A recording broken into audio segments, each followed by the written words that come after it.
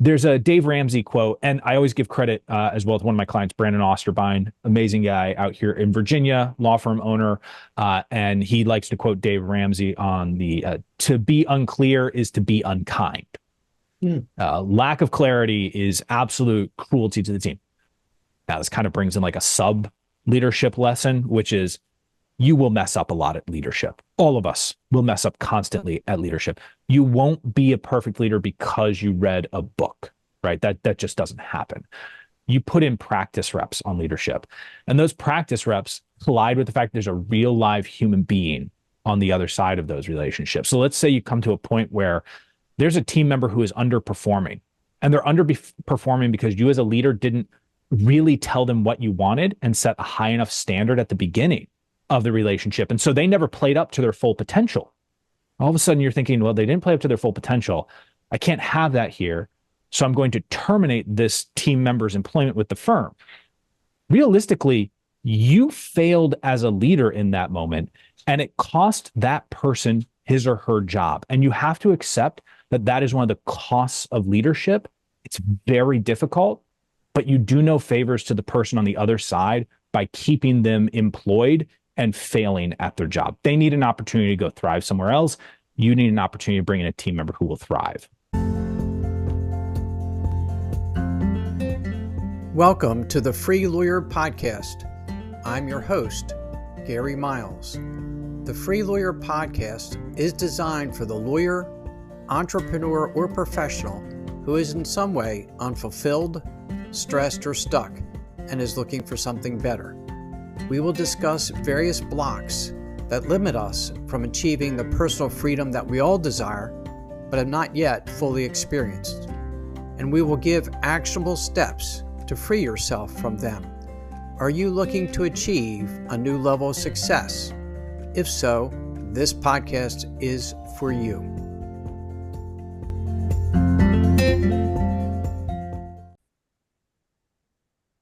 Hey everybody, thank you for joining us today. Glad to have you here. Really thrilled for today's episode. We have Charlie Mann with us. Charlie is the founder of Law Firm Alchemy. And what he does is he helps you grow your practice by marketing and leadership. And that's his sweet spot. That's his superpower. And he's here to help any of you who are looking to grow and be more successful. Charlie, how are you today?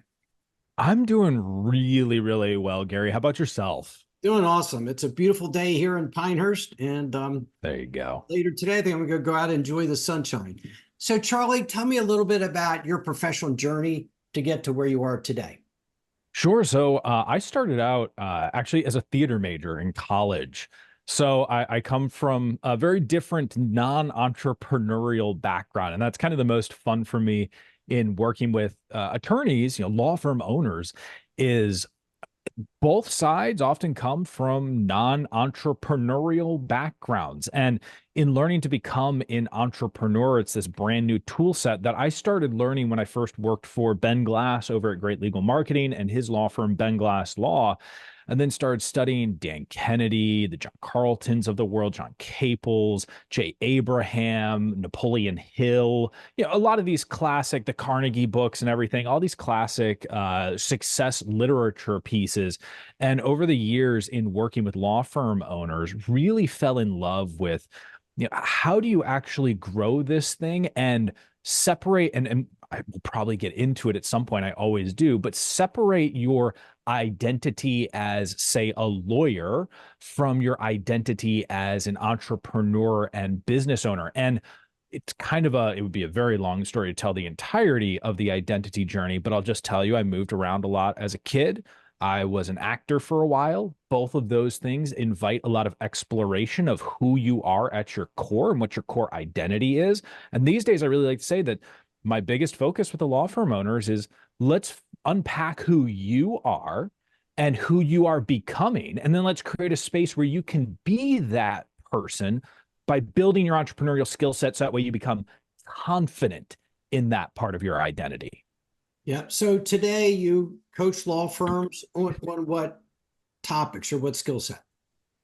So it often starts Marketing, right? That's why most will end up at my doorstep. They want to figure out how to get more clients, make more money in less time, right? We hear that all the time, and I love that journey. I absolutely love it because I think we all want to make more money in less time, and really, it's make more money while doing the things we love to do, both inside and outside of the business. Oftentimes, we're dialing in that marketing to get started, but marketing creates problems, and this is what I really love, Gary, is marketing. We talk about the marketing to operations to finance triangle, which is the journey usually starts on marketing, more clients. But as you get more clients, you create operational issues. So now we go over here and we work on the operational side of the practice. Meaning we have so Staffing. much business that our operations aren't set up to handle yet. Exactly. We often think, okay, you have to hire the next lawyer, next paralegal, but also you can't just hire wantonly. You need to have some systems in place. That way they operate efficiently. Well, in order to dial that stuff in, now we got to go over to the finance side and start figuring out our numbers. What's our revenue per employee number that we're targeting? I have very specific metrics that we work on with that. What's the average case volume that a lawyer should have, or a lawyer and his or her team should have? And then once finance starts figuring out some of those numbers, now we go back to marketing and say, great, this is how much we can spend in order to acquire that business because this is how efficiently we run it. We just keep revisiting the portions of that triangle. And that sounds very analytical, which I think is important because Yes. too many lawyers who own law firms are lawyers. They're not entrepreneurs. I mean, they are in reality. They don't see themselves that way, and they don't know how to be an entrepreneur. We know how to be a lawyer. We went to school to be lawyers, and then we got trained on how to try a case and so forth, but we never were trained in how to be entrepreneurs. There's so much of a need for what you do. I want to get back a little bit to what you said in the beginning. I didn't want to interrupt you, but about your identity, moving around, being an actor, and that formed part of who you are and how you look at life. And I think all of us are formed based on our experiences growing up. And one thing a coach like you can do is see in your clients a future that they can't always see for themselves because they're limited through the lenses of their past, which often include struggles and failures and shortcomings. And they wouldn't be reaching out to you for coaching if they were where they wanted to be. But often they're stuck in the prism of their past, which restrains them from being as good as they can be. And that's one way you help them, isn't it? Absolutely. So, I'm not saying that we're put them in the armchair, laying down on the couch, doing the full therapy session, but sometimes it goes in that direction, right? Inevitably, it invites exploration of why do we behave the way that we behave today? So I'll have a client who, for example, I have a client who's dealing with kind of black sheep syndrome in the family. He is the only entrepreneur in the family. And by becoming an entrepreneur, he has accumulated a lot more wealth faster than anyone else in his family.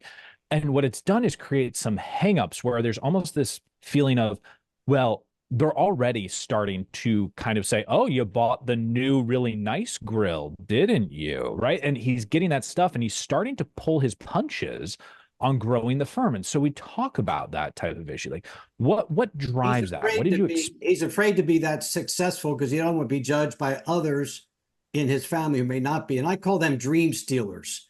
Yes. They have their own shortcomings, failings, and they try to hold us back from being as good as we want to be.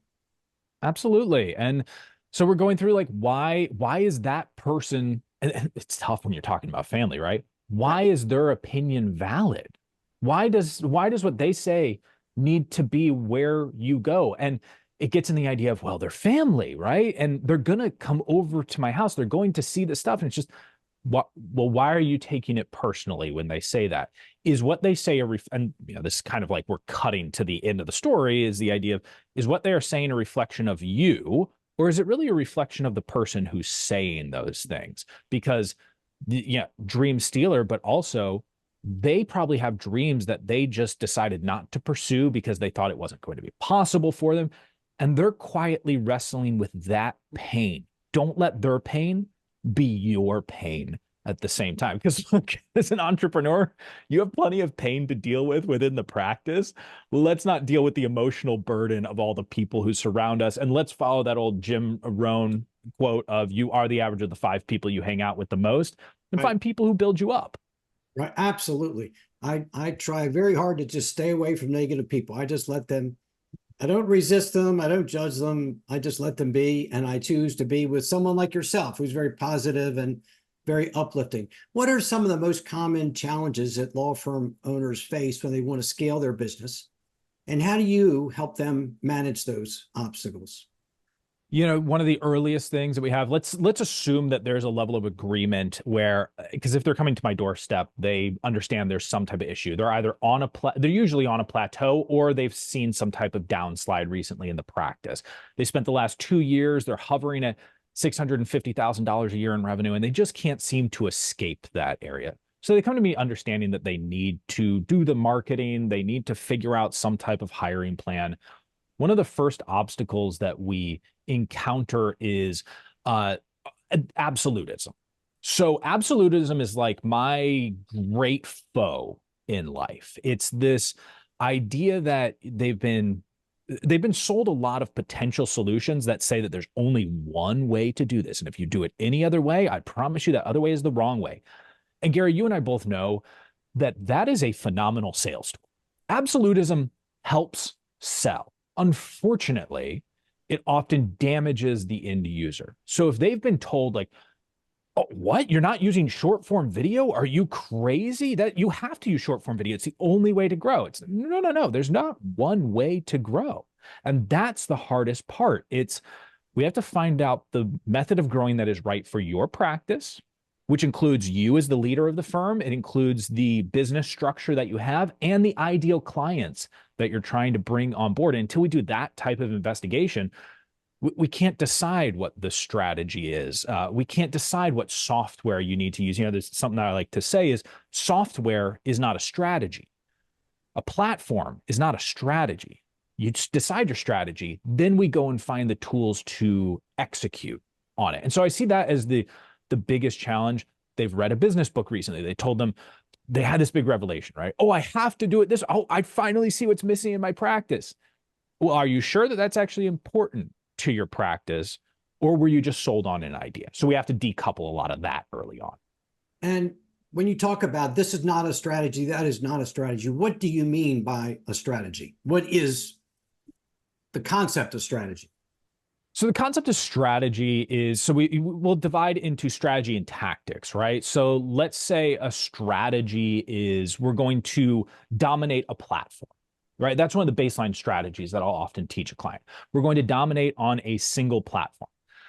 That sort of strategy says, okay, I'm not telling you what platform it's going to be, but based on all of the clients that I've worked with, one thing that helps accelerate growth is to find one platform. It could be a social media platform. It could be a podcast. It could be YouTube. It could be email marketing. But let's find one that we can be exceptionally consistent with. And then on a tactical level, let's figure out what works. How do we write a great hook on LinkedIn? How do we execute on awesome subject lines for email? What are the thumbnails going to be like for YouTube? All too often, someone comes to me and they say, you know, I've got this great thumbnails idea. Okay, but is YouTube actually part of your strategy long-term? Because if it's not, if that's not the platform that we're going after, it's fun to learn about thumbnails. It's fun to learn all the tactics, right? We can agree tactics are a joy to learn, but those who learn the difference between the tactic worth using and the tactic that you learn about just because it's energetic, right? It's fun to learn the tactics. It keeps you engaged in your marketing, but we don't have to use all of them, just the ones that fit within the strategy that we've chosen. So maybe we know that every firm should engage in referral marketing, right? That's really, really important on a strategic level. Referral marketing. Now we can look at a couple of strategies within referral marketing, which is a pretty broad category, and say strategically, are we looking at direct mail? Strategically, are we looking at event campaigns, community campaigns? And within those strategies, if they are appropriate to reach our ideal audience, what tactics will get the highest level of response from those spaces? Gotcha. That's a really good explanation. And Charlie, what you talked about marketing causing problems. What are some of the best marketing strategies for a law firm that's looking to grow its business? Yeah, we start first and foremost, if I'm checking in with a firm, what I want to know is, do we have a great ground game, which is the referral marketing? And referral marketing will, in my case, include a very basic playbook. I'll give the quick primer on it, which is I want every firm that I'm working with to send a weekly email out to their entire list, to send a direct mail piece out to a targeted list at least once a month. And then I want them doing 2 meetups per week. So that's my first kind of check-in on the referral side. Then on analyzing the digital marketing side, we talked earlier about, are we trying to dominate one platform? And we'll use a basic playbook there. It's a 30-day playbook of, let's find a platform. Let's post daily on that platform for 30 days. See how the response is. Are we getting some new connections? Are we seeing some traction gained on there? After 30 days, if yes, let's continue on a pace of 3 to 5 posts per week there, and then maybe grab another platform and see if it fits in strategically using the same game plan. And if the platform completely tanks, guess what? You can stop using it. If Instagram didn't work, that's okay. You can let go of Instagram. If TikTok didn't bring you any connections, please let go of TikTok. So we're also looking at, have you tested local service ads within the last 6 months? I know a lot of people get burned. A lot of law firms get burned on local service ads, but you don't get burned forever for the most part on local service ads. So that's why we have a 6-month check-in, because if local service ads are clicking, I know you're going to get good clients. What's your SEO look like? How well are you ranking on the local level? I want to get you in the highest position on the map pack. So either one, you need to connect with a great digital marketing provider. And by the way, Gary, I recommend every law firm that has the resources. So if you're at $500,000, or maybe we'll call it $750,000 per year in revenue or more, you really do need a digital marketing company helping with at least a portion of what you're doing, at least in my experience. I understand there are always exceptions to any of these rules, right? That's my anti-absolutism stance. I'm trying to give, when I give advice, I want to give the best odds. I'll never claim to be right 100% of the time. And anyone who does claim to be right 100% of the time really hasn't been in this game either long enough or worked with enough people. I'm looking to give you odds that are 60 to 70%, because most law firms are making decisions with 20, maybe 30% accuracy. If we can get you above the 50-50 mark strategically and keep you in the game, energized and testing new ideas, you will outrun your competitors as long as you have that consistency, as long as you have that willingness to spend the time on your growth.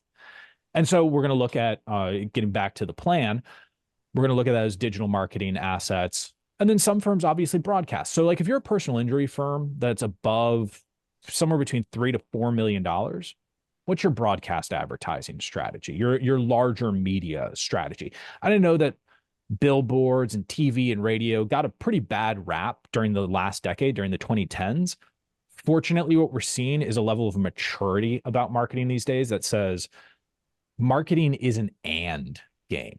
I really have seen this, Gary, over and over again. Marketing is an and game. So many people want to treat it as like you add one strategy, and so you have to swap one out. The truth is marketing is purely additive. I need to add more strategies, not keep getting rid of strategies. That makes sense. So how, if you're successful with your clients, their practice is growing, their marketing is successful, more business coming in, got to scale out operations, figure that out. How do you help them maintain that healthy work-life balance that we all crave as things are catching on and taking off, and now there's more and more and more? Yeah, so as I have seen demonstrated by several people and articulated by Ben in the past, one of the most important things that you can do is abandon what is the normal concept of work-life balance, which is sort of like these two things exist at the same time, and focus more on when you're at work, be at work. When you're in the rest of your life, be present in the rest of your life. It's about presence more so than balance. And so I work almost exclusively, with firm owners who have families. They have kids. Some of them are younger kids. Some of them are college age kids. And the reason I bring that up is because I don't have anything against the attorneys who are, maybe a bachelor, right? And he's hustling 14, 16-hour days in the practice because his law firm is his hobby, his center of joy, his business, all that's awesome. But if you have the family and you're trying to spend time with them, that work-life balance, one, you have to agree to be present, and two, talking about identity, you have to give up your identity as the I can do it all individual, right? You have to stop using the language of I'm the only one who can blank. Now, I'm not going to take away from you the language of I'm the best at, because you might be the best at taking a case to trial in your firm. You might be the best at writing social media posts. You might be the best at a whole bunch of things, but that doesn't mean that's where you're supposed to spend your time. You need to spend your time to delegation to other staff members, or Yep. hiring an outside vendor or consultant to help with those things. Yep. That's why we changed the language to getting rid of I'm the only one who. So you might be the best, but you can assign it. You're just not the only one who can do it. There's always someone who can do what you do, right? There's one unique role that you have, and that's the owner of your law firm. So ownership responsibilities come above all. There's a great book, Buy Back Your Time by Dan Martell, where he runs through what he calls the replacement ladder. And he talks about the areas that you should usually delegate first in most businesses, administrative tasks, delivery of product, marketing, then sales, and then leadership. So in a lot of firms, if you're the owner of the law firm and you're buried in scheduling and email and answering every single question in the practice, and you're talking about copier leases, all that, you're buried in administrative work that you don't need to be buried in. Get someone else to handle it for you. As Martell says in his book, 80% done is the metric you're looking for, like done at an 80% efficacy level, rather than always seeking your personal 100% level. It's like sales in a law firm. I'm sure you've seen this, Gary, where an owner finally is ready to not be the only salesperson in the firm, which once you get to around $900,000, $1.1 million, you really have to start letting go of sales. They think that the next person has to come in and convert at the 85, 90% sales rate that you, the owner, converted at. That's not going to happen. They're going to convert at 60%, 70%, maybe. If we can get them up to 75%, we're ringing the victory bell. There's a ticker tape parade for that. We have to accept that as we move on, the whole point is building that scale, which isn't perfection. There's only one place that we try and stay as perfect as humanly possible in the firm. And obviously that's in the delivery of the legal services to the clients. One, because it's what the clients deserve. And two, because there are legal licenses that are on the line there as well. Right. One of the things you talk about a lot, help your clients with, is leadership. And I think you talk about the 7 stages of law firm leadership. Mm-hmm.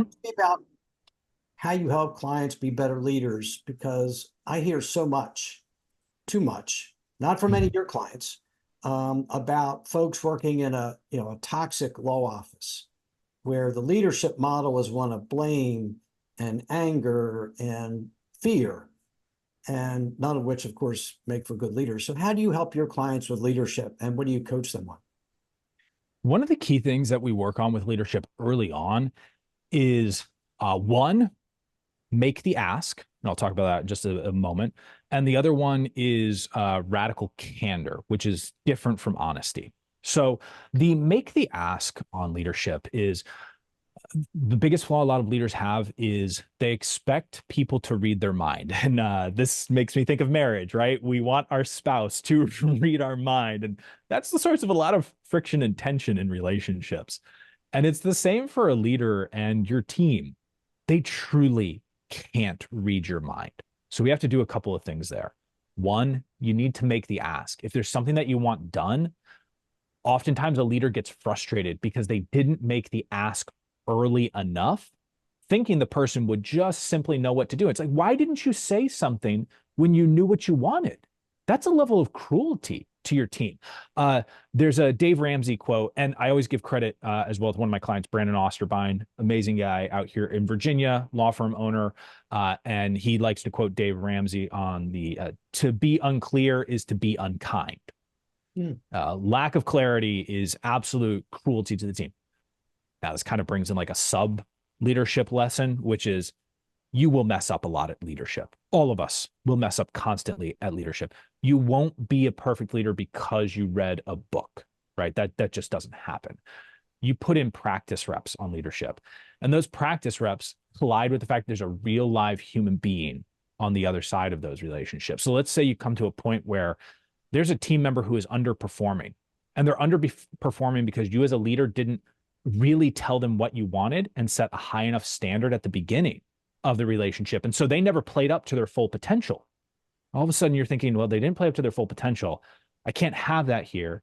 So I'm going to terminate this team member's employment with the firm. Realistically, you failed as a leader in that moment, and it cost that person his or her job. And you have to accept that that is one of the costs of leadership. It's very difficult, but you do no favors to the person on the other side by keeping them employed and failing at their job. They need an opportunity to go thrive somewhere else. You need an opportunity to bring in a team member who will thrive. Now, I mentioned candor. Yes. That was the other lesson. Candor sounds like honesty, but it's not.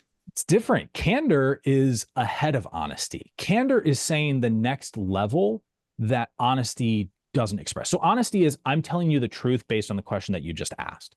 Candor is, I'm getting ahead of where the truth is going. So if someone comes to you and says, you know, how is my performance so far? And you say, oh, you know what? It's an 8 out of 10. Okay, that's an answer. That's honesty in that moment. Maybe you're going to tell them it's a 7 out of 10, maybe a 6 out of 10.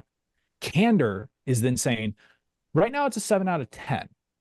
I do have this particular concern that I want us to work on. I've noticed that deadlines are missed just not by a lot, but they're missed consistently. So you may only be a day late on stuff, but it's like you're always a day late. And we have to fix that behavior. That's candor, where we can stop the exacerbating factor from going any farther. Awesome. And what are the biggest challenges you see your clients have with leadership? Courage. And we all deal with it, right, Gary? It is the ability to actually say something, to say, oh my gosh, you know, this is what I actually need from you. This is the tough conversation. It's doing the performance reviews. And it's ultimately, I think it really comes down to setting expectations up front, setting and enforcing expectations. Sometimes it's really easy to have a team member come on board and you're going to say like, oh, hey, these are all the great things that you're going to accomplish. The issue then becomes, am I enforcing the accomplishment of those? Because if I don't, we're going to end up in the conversation that I talked about earlier, which is, oh, you're underperforming. I'm going to have to terminate this person's employment at my law firm. And I'm constantly trying to find, you know, that here's my honest opinion on it, Gary. There's only so many A players that you can employ. And I know we all want to hire A players, right? You want to hire that person who's a rock star, who's a superstar. The firms that are going to be the most successful hire people who are good fits attitudinally, but maybe have B or sometimes even C plus basic skills, and they can train that person up and hold them accountable. So that way that person can become a B or even an A player because of the coaching and the systems you have in the practice. One of the things you talked about is the difficulty in having those direct communications. And, you know, it's funny, I think there are many, many benefits to the digital age with being able to text and email, but sometimes it makes those one-on-one conversations, well, to be candid with you, you're a 7 out of 10, but these are some areas we need to grow on. It's hard. We tend to keep that inside and hope people guess what we're thinking. And you're right, that's unfair. Yep. One of the things I think you work with your clients on is their own mindset, and help the coach. Talk to me about what issues you see with mindset and how you help your law firm owners to grow through that. Yeah, the first mindset that we're going to encounter is the scarcity or poverty mindset, right? Where there's only so many clients, there's only so much money that I can make. Oh, I've got these big competitors, right? In the PI world, it's, oh no, Morgan & Morgan is in my community. Okay, so what? There's a ton of clients out there who are best served by you, which, by the way, now we're getting into imposter syndrome. Ooh, that's a fun one to talk about, isn't it, Gary? And I think every lawyer I know suffers from imposter syndrome. It's crazy. Thank goodness. I hope that every single one of my clients has imposter syndrome. Every decent human being has some level of imposter syndrome. The difference is, do you understand that imposter syndrome is all in your head, or do you perceive it as your full-on reality? Because if you see it as your full-on reality, then it holds you back. If you look at the world and you go, I'm so afraid of being found out. That's what I hear all the time, right? They're going to find out I'm not as good a trial lawyer as the person in my community who's done it for 40 years. I'm like, they've done it for 40 years. You've done it for 15 years. There's no shame. And you feel like you're still developing your skills. But there's a group of people for whom you are the perfect match. You are the perfect potential attorney. And it's your moral obligation to find and connect with those people, because they may not need that person who has 40 years of experience, because maybe that person with 40 years of experience is a bad communicator, right? And it would be a bad client experience for them, which would cause them to get frustrated and potentially make bad decisions about their case. So even if that person's a phenomenal litigator, it may not be the best situation for the client. Maybe they want a firm that communicates with them more frequently, that does have candor rather than honesty, and still has some amazing litigation skills baked in there. Or the estate planning firm, where it's like, look, most of, estate planning firms can get in their heads about the prices they charge, right? And they'll say, oh, well, I'm charging $6,500 for this batch of paperwork.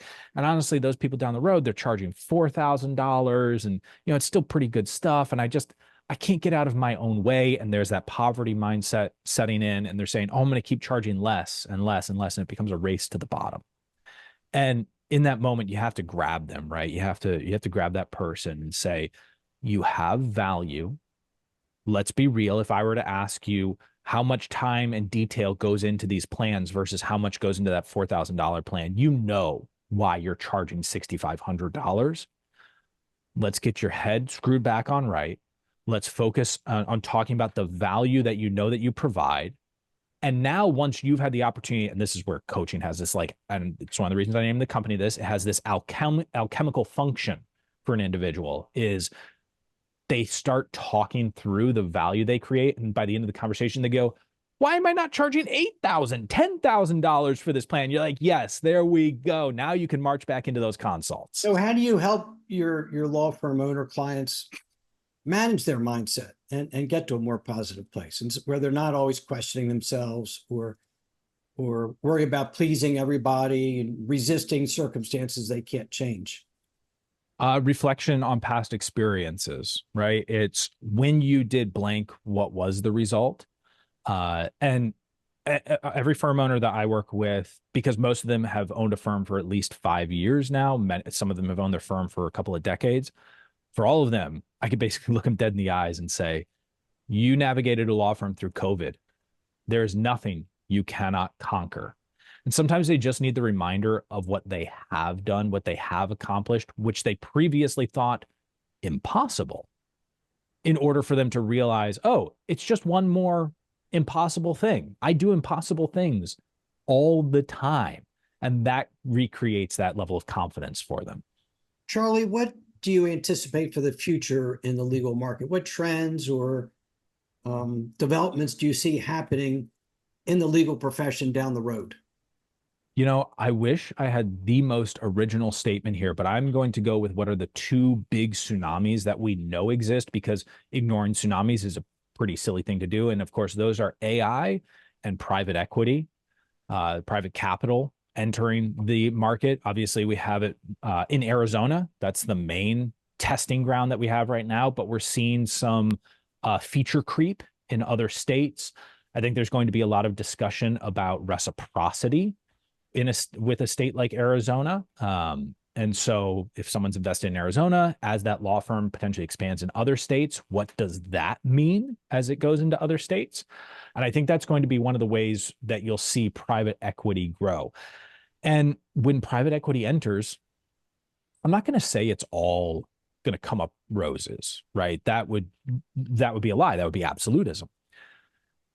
It will have some repression of wages for some attorneys, but for law firm owners, it has a lot of potential benefit. You could partner up with a well-funded partner who can come in and bring a lot of experience in systems development, in marketing, in scaling, in financial monitoring, data monitoring on a practice, and use that as a massive, massive accelerant to bring the balance between an attorney being the core advocate for the client with an extremely powerful set of business skills, coupling those together to scale up what could be a fantastic level of access of legal services, high quality legal services within a state or throughout the nation. And I think that everyone needs to be thinking about what's my exit or partnership strategy on this. There will be venture capital, private equity groups that are going to look at consolidation of law firms, that are going to come into states and say, hey, we're going to go to the top 5 metropolitan regions in a state. We're going to pick out the top 1 to 3 firms. Like maybe they'll look at every single metropolitan area and go, we're going to go with the 3rd largest firm in every metropolitan area because they're big enough that we want to buy them, but also have a big opportunity to scale and move up the ladder against those top 2 if they had the funding. And now they're going to buy 5 of those in a state and boom, hit that state, massive marketing budget, improved systems, great ground game. They're going to bring in all this outsider information that's going to come out of the dental industry, that's going to come out of the medical industry, professional service providers, but even people who have experience in HVAC or lawn care, where they see what it's like to go through entire neighborhoods and lock up the loyalty of a whole neighborhood. They're going to bring that experience in and accelerate the growth of certain firms, which is why you have to be building a business out of your law firm today. Now, there will be room for the boutiques. So important that we have to build it as a business. So it's not just me being a lawyer, but it's a real business. What about AI? How do you see that affecting the practice of law? Again, an accelerant. So ideally, it will help out on the research side. Obviously, that's sort of our first kind of case study, research and preliminary drafting. We all know that AI at this point literally has made up case law. So we have to have a human element.